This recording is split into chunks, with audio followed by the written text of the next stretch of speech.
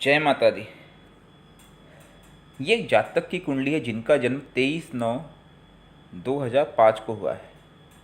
जन्म समय है दोपहर के 12:55। जन्म स्थान है गाजियाबाद। इनका प्रश्न है, इनको स्ट्रेस आता है प्लस इनको हेल्थ इश्यूज है।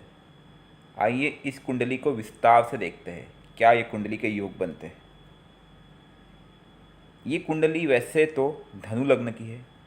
क्यों? क्योंकि लग्न स्थान पे 9 नंबर लिखा, नीचे टेबल देखिए 9 नंबर धनु राशि, इसके स्वामी गुरु या बृहस्पति। सबसे पहले अगर आपको कुंडली देखना नहीं आता है तो हम आपसे अनुरोध करेंगे कि आप हमारे चैनल के प्लेलिस्ट में जाइए, उसमें एक प्लेलिस्ट है कुंडली देखना सीखे। उस प्लेलिस्ट को देखिए, उसमें कुल हमने 9 वीडियोस डाले हैं जिसमें हमने विस्तार से बताया है कुंडली में भाव का क्या महत्व है, राशि का क्या महत्व है, शत्रु राशि, मित्र राशि, उसके पश्चात डिग्री का क्या आशय है, नीच ग्रह उच्च ग्रह का क्या आशय है, ग्रह अस्त कब होते हैं, सब चीज़ हमने विस्तार से बताया है ग्रहों की दृष्टि कैसी होती है, एवरीथिंग। अब हम इस कुंडली की बात करते हैं। इस कुंडली के लग्नेश हुए बृहस्पति, और बृहस्पति बैठे कहाँ हैं? बृहस्पति बैठे हैं 10वें भाव में, अर्थात लग्नेश का 10वें भाव में बैठना बहुत ही शुभ योग माना जाता है। वो नौकरी के हिसाब से या कर्म के हिसाब से बहुत ही अच्छा होता है क्योंकि लग्नेश हमेशा शुभ होते हैं, नंबर 1। लेकिन बृहस्पति के साथ कौन है? केतु है। बृहस्पति की डिग्री है 29 और केतु की डिग्री है 20। हालांकि दोनों एक दूसरे से दूर जा रहे हैं, ये उतरता हुआ असर है, लेकिन फिर भी मात्र 9 डिग्री का अंतर है। तो हम ये मानेंगे कि कहीं ना कहीं यहाँ पे चांडाल दोष बना। ठीक है, तो लग्नेश बच गए चांडाल दोष में, जो कहीं ना कहीं आपको डिस्टर्ब करेंगे, मानसिक तनाव लाएंगे। नंबर 2, द्वितीय भाव, जिसके स्वामी शनिदेव है। द्वितीय और तृतीय भाव होने के कारण शनिदेव यहाँ पे मार्केश होते हैं, मतलब इस कुंडली के लिए शुभ नहीं होते। और शनि बैठे कहाँ हैं? अष्टम भाव में। अष्टम भाव बैठने के कारण ये और मार्केश हो गए। हालांकि शनिदेव का अष्टम भाव में बैठना कहीं ना कहीं आपको दीर्घायु बना देता है, आपकी आयु लंबी कर देता है, लेकिन साथ ही साथ शनिदेव यहाँ पे आपको हेल्थ इश्यूज़ या बाकी समस्याएं देते रहेंगे। खास करके जब शनि की यहाँ पे दशा आएगी तब दृष्टि संबंध से आपको समस्याएं क्रिएट करेंगे। उस समय आपको शनि का उपाय अवश्य करना होगा, इसमें कोई शक या संशय नहीं है। अब हम बात करते हैं चतुर्थ भाव, जिसके स्वामी गुरु है, लग्नेश है। वो बैठे हैं 10वें भाव में। बैठे तो सही है लेकिन केतु से दृष्ट है। चौथे भाव में जो कि बृहस्पति का घर है, मीन राशि, वहाँ पे बैठे राहु। इस समय राहु की महादशा चल रही है। राहु बृहस्पति के घर में है, राहु की महादशा चल रही है और उनकी 3 दृष्टियाँ होती है, 5वीं, 7वीं, 9वीं। जैसे अगर राहु चौथे भाव में बैठे, यहाँ 12 नंबर लिखा है, तो उनकी 5वीं दृष्टि कहाँ पड़ी? हमने देखिए एरो दिखाया हुआ है, जहाँ पे 4 नंबर लिखा है अष्टम भाव, जहाँ पे 6 नंबर लिखा है सप्तम भाव, 10वां भाव, और जहाँ पे 8 नंबर लिखा है द्वादश भाव। तो उनकी जो दृष्टियाँ पड़ रही है 2 बुरे घर में पड़ रही है। एक है नुकसान, जो आपको नुकसान पहुँचा रहा होगा फाइनेंशियली। दूसरा है नौकरी वाला, जो आपको कहीं ना कहीं आपके कर्म में भी व्यवधान लाता होगा। लेकिन राहु यहाँ पे बृहस्पति के घर में है, तो यहाँ पे मिक्स परिणाम होंगे। ऐसा नहीं कि हमेशा नुकसान ही करेगा, वो मिक्स परिणाम देगा। लेकिन जब वो हेल्थ की बात आएगी, क्योंकि शनिदेव बैठे हुए वहाँ पे अष्टम भाव में, तो आपको हेल्थ इश्यूज जरूर क्रिएट करेगा। तो कहीं ना कहीं राहु भी एक कारक हुआ। ठीक है, आगे बढ़ते हैं। पंचम भाव, जो कि 1 नंबर लिखा हुआ है, उसमें मंगल खुद बैठे हुए। मंगल स्वराशि में पंचम भाव में बैठना बहुत ही अच्छे योग है, बहुत ही अच्छा योग कारक है। इससे आपको सपोर्ट मिलेगा। कहीं ना कहीं आप टेक्निकल फील्ड में होंगे, इसमें कोई शक नहीं। अगर आपने इंजीनियरिंग की होगी तब भी मैं डाउट नहीं करूँगा। The reason is Mangal. But हाँ, आप टेक्निकल जाने के पूरे चांसेस बढ़ जाते हैं आपके मंगल के इस भाव में होने के कारण, जो आपको बहुत असिस्ट करेगा, सपोर्ट करेगा, और मंगल की दशाएं आपके लिए बड़ी शुभ होंगी। छठे भाव की बात करें जहाँ पे 2 नंबर लिखा है, 2 नंबर अर्थात शुक्र। शुक्र देवता कहाँ बैठे हैं? वो बैठे हैं लाभ भाव में। तो लाभ भाव में शुक्र का स्वराशि होकर के बैठना, कहीं ना कहीं शुक्र मालवीय योग बनाता है तुला राशि में बैठ करके एकादश भाव में, ये अच्छे योग है। लेकिन अगर मैं छठे भाव की बात करूँ, छठे भाव में चंद्र का बैठ जाना, यहाँ पे चंद्र अष्टम भाव के मालिक है। नीचे देखिए 4 नंबर कर्क राशि, इसके स्वामी चंद्र है, और 4 नंबर कहाँ लिखा है? अष्टम भाव में लिखा है, जो कि मृत्यु योग दुर्घटना घर है। और बैठे कहाँ है वो बैठे है छठे भाव में। चंद्र हालांकि यहाँ पे उच्च के होके बैठे हैं, ये सबसे अच्छी चीज़ है आपके लिए, वरना ये दिक्कत बहुत बढ़ जाती। लेकिन इसके बावजूद भी चंद्र अष्टम भाव के मालिक है और छठे भाव में बैठ जाना आपके लिए नुकसानदायक साबित हो रहा है। ये एक्चुअल प्रॉब्लम हो रहा है आपके हेल्थ इश्यूज़ के लिए। ये तो आपका लाइफ टाइम प्रॉब्लम जो चंद्र बना रहा है, राहु प्रॉब्लम अभी बढ़ा रहा है, क्योंकि राहु की महादशा चल रही है। ठीक है, अब हम बात करेंगे सप्तम भाव की। सप्तम भाव जहाँ पे 3 नंबर लिखा है, उसके मालिक बुध देवता है। बुध देवता कहाँ बैठे हैं? बुध देवता के पास 2 घर है, सप्तम भाव और 10वां भाव। वो कहाँ बैठे? 10वें वहाँ बैठे, लेकिन प्रॉब्लम वहाँ नहीं है, वो वहाँ उच्च के होके बैठे हैं। ये बहुत अच्छी चीज़ है, लेकिन बुध यहाँ पे अस्त है। बुध की डिग्री 10 है, देखिए सूर्य की डिग्री 6 है, दोनों के बीच में महज 4 डिग्री का अंतर है। तो अगर सप्तमेश और दशमेश अस्त हो जाए तो आप व्यापार क्या खाक करोगे? आप नौकरी में समस्या आती ही होगी। आपने हालांकि वो प्रश्न नहीं पूछा है, but I am sure on that. The reason is बुध अस्त है। जब तक आप बुद्ध का उपाय नहीं करेंगे वो समस्या बनती ही रहेगी। खैर, अष्टम भाव की हमने बात कर ली। अष्टम भाव में शनि ऑलरेडी बैठा हुआ है, तो आपको दीर्घायु बनाता है, मतलब आपकी आयु लंबी कर देता है। लेकिन अष्टमेश के जो स्वामी हैं चंद्र, वो छठे भाव में बैठ जाना, और अष्टम भाव में मारक ग्रह का रहना, वो कहीं ना कहीं आपको तकलीफ़ें या पीड़ा देने का कारक भी बन रहा है, मतलब हेल्थ इश्यूज़ की जनरेट हो रहे हैं आपको। और एक चीज़ मैंने जब इस कुंडली को मैं ऑब्जर्व करता हूँ, तो कहीं ना कहीं इस कुंडली में चंद्र और शनि का योग दिखता बन रहा है, और जिसका योग धन भाव से दिखता है। ये मुझे दिखाता है कि कहीं ना कहीं कोई तंत्र बाधा काइंड ऑफ थिंग नज़र आती है आपकी कुंडली से। हम इसे और कंफर्म करने के लिए आगे बढ़ते हैं। आगे जब हम बढ़ते हैं तो आपके भाग्य के कारक कौन है? सूर्य, जो कि 5 नंबर लिखा हुआ है, उसके मालिक सूर्य। सूर्य कहाँ बैठे हैं? सूर्य बैठे 10वें भाव में, लेकिन सूर्य के साथ केतु बैठे हुए हैं, और वो दोनों एक दूसरे के करीब जा रहे हैं। केतु की डिग्री 20 है, सूर्य की डिग्री 6 है, 14 डिग्री का अंतर जो है, लेकिन सूर्य ग्रहण हो चुका है।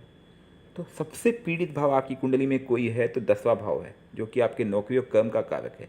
वहीं पे सूर्य ग्रहण है, वहीं पे चांडाल दोष है। लेकिन हाँ, बृहस्पति का यहाँ आकर के बृहस्पति ने आपको बचाया है, क्योंकि बृहस्पति ने खुद आकर के आपकी रक्षा की है, ग्रहण दोष को खंडित किया उन्होंने। बृहस्पति शुभ ग्रह है, वो अपनी मित्र सूर्य की रक्षा की मदद करने के लिए आए हुए हैं, लेकिन इस चक्कर में वो भी कहीं ना कहीं उस प्रभाव में पड़े योग है, और आपका बुध अस्त हो गया है। शनि जहाँ बैठा है वो आपको ज्ञान का कारक बनेगा, मतलब जैसे एस्ट्रोलॉजी हो गया या गुप्त विद्याएं होगी, तंत्र मंत्र की सीख आपको अवश्य मिलनी है। लेकिन मैंने अभी आपको कहा कि इस कुंडली मुझे कहीं ना कहीं प्रतीत होता है क्योंकि तंत्र बाधा है। अब आप इसको समझने की कोशिश कीजिए क्यों प्रतीत होता है। भाग्य के कारक सूर्य वो अस्त हो गए, वो ग्रहण हो गया, ठीक है, मतलब कहीं ना कहीं सूर्य को ग्रहण लग चुका है। सूर्य क्या है? आत्मा है। सूर्य क्या है? पिता की कारक तत्व से शक्ति है, उसको ग्रहण लगा दिया गया है, ठीक है। दूसरी तरफ शनि जो कि धन के कारक है, पराक्रम के कारक है, वो कहाँ जाके बैठ गए? अष्टम भाव में बैठ गए, चंद्र के घर में। चंद्र क्या है? मन। और चंद्र कहाँ बैठे? छठे भाव में। आप खुद सोचिए, शुक्र के घर में। वो लिंक सीधा सीधा ये दिखाता है कि भाई साहब, आपके घर में, आपके ऊपर, आपके परिवार में कुछ ना कुछ बाधाएं हैं जो किया कराया गया है, जिसे कहते हैं छोटी भाषा में मालधनी, या कुछ तंत्र पित्त बाधाएं जिसे कहते हैं। पित्त बाधा यहाँ पे नजर आ रही है। शनि का चंद्र से संबंध और भाग्य के कारक सूर्य पे केतु से संबंध, दोनों एक साथ ये दिखाते हैं कि आपके जीवन में पितृ बाधा है, और वो भी शनि भाई बहन और कुटुंब के मालिक बनते हैं। मतलब ये किसी आपके पारिवारिक कुटुंब से कुछ किया कराया महसूस होता है, ये पॉसिबिलिटी पूरी है। खैर, आपके लाइफ के आपके जीवन के प्रॉब्लम आप बेहतर जानते हैं, ठीक है। तो चंद्र भी पीड़ित हुआ, सूर्य भी पीड़ित हुआ, जिसकी आत्मा मन दोनों पीड़ित होंगे, स्ट्रेस आएगा ही, हेल्थ इश्यूज बनेंगे, इसमें कोई शक संशय नहीं है। उसमें राहु की दशा चल रही है। कुंडली की अच्छी बात करें तो इस कुंडली में सबसे अच्छी बात है कि 3 ग्रह स्वराशि में बैठे हुए हैं, मंगल बुध और शुक्र। इससे बेहतर क्या होगा। शुक्र मालवीय योग बनाते हैं। अगर आपने ग्रहण दोष का उपाय किया तो आपके जीवन में एक राजयोग है, बहुत लाभ कमाएंगे, बहुत पैसा कमाएंगे, बहुत धन आएगा। क्योंकि मैंने देखा है मालवीय योग व्यक्ति को बहुत ऊपर लेके जाता है। जो मूल मुख्य राजयोग होते हैं उनमें से एक होता है ये शुक्र का तुला राशि में बैठना, वो भी लाभ भाव में बैठना बहुत ही शुभ है। It's like a success. मंगल और शुक्र जब भी इनकी दशा आएगी या इनकी अंतर्दशाएँ आएंगी, देखना उस समय आप चमक जाएंगे। लेकिन चंद्र और सूर्य का उपाय तो करना ही पड़ेगा। अब हम उपाय की बात करते हैं। आप शिव मंदिर डेली जाएं। क्यों कहा शिव मंदिर। केतु, चंद्र, राहु, शनि, ये 4 ग्रह सूर्य के कारक माने जाते हैं, मतलब शिव के कारक माने जाते हैं। अगर आप शिव की पूजा करते हैं, इनडायरेक्टली इन 4 ग्रहों पे उनका प्रभाव पड़ता है। डेली आप शिव जी को जल छोड़िए। नंबर 1, आप उपाय लाइन से लिखिए। मैंने आपके उपाय एक साथ बताने का कोशिश किया ताकि आपको परेशानी ना हो। डेली आप शिव मंदिर जाएंगे, बाय डिफ़ॉल्ट दोनों समय जा सकते हैं, तब भी अति उत्तम रहेगा। आप जाके देखिए, आपको रिजल्ट आएगा। और शिव को जल छोड़ना चालू कीजिए। तबीयत कितनी भी ख़राब हो, क्योंकि आप स्टार्टिंग में जैसे ही आरंभ करेंगे आपकी तबीयत ख़राब होने लगेगी, ये मैं जानता हूँ भली भांति। दूसरी चीज़, आपके कर्म के लिए आप पन्ना पहन सकते हैं। पन्ना आपको यहाँ पे शुभ होगा, लाभकारी होगा, ठीक है। क्योंकि पन्ना बुद्ध के लिए, बुद्ध आपका अस्त्र उच्च का होकर बैठा। पन्ना पहनते ही आपको व्यापार में या आपकी पत्नी के कारक, अगर आपकी विवाह नहीं हुआ है उस दृष्टि से भी अच्छा होगा, ठीक है, व्यापार में कर्म में दोनों में। तीसरी चीज़, अगर आप नॉनवेज नहीं खाते, प्योर वेजिटेरियन हैं, तो आप रुद्राक्ष धारण करें, 5 मुखी रुद्राक्ष धारण करें। साथ में आप 1 मुखी रुद्राक्ष का एक, मतलब 5 मुखी रुद्राक्ष की माला धारण करें, प्लस 1 मुखी रुद्राक्ष लेकर के ओरिजिनल वाला वो धारण करें। इससे क्या होगा कि आपका बृहस्पति सूर्य दोनों को बल मिलेगा। यहाँ तक कि राहु केतु का प्रभाव भी कम होगा। लेकिन नॉनवेज नहीं खाते होंगे तभी धारण करना, वरना रुद्राक्ष बैकफायर करेगा, आपको नुकसान हो जाएगा। रुद्राक्ष के समय शुद्धि की बड़ी आवश्यकता होती है, ठीक है। तीसरी चीज़, सूर्य ग्रहण है। रोज़ प्रातः काल अर्ली मॉर्निंग जल्दी उठो और उगते सूरज को आपको जल छोड़ना है डेली बाय डिफ़ॉल्ट, आँख बंद करके, एक भी दिन मिस ना हो, ठीक है। चौथी चीज़, पूर्णिमा का उपवास आपको रखना है तो रखना है, चाहे कुछ भी हो जाए, क्योंकि कहीं ना कहीं आपका चंद्र से लिंक शनि का हो रहा है और ये आपके जीवन में एक दोष बना रहा है जिसे हम कहते हैं पितृ दोष। सूर्य चंद्र दोनों का पीड़ित होना इस तरह से शनि और केतु से ये इशारा करता है पितृ दोष।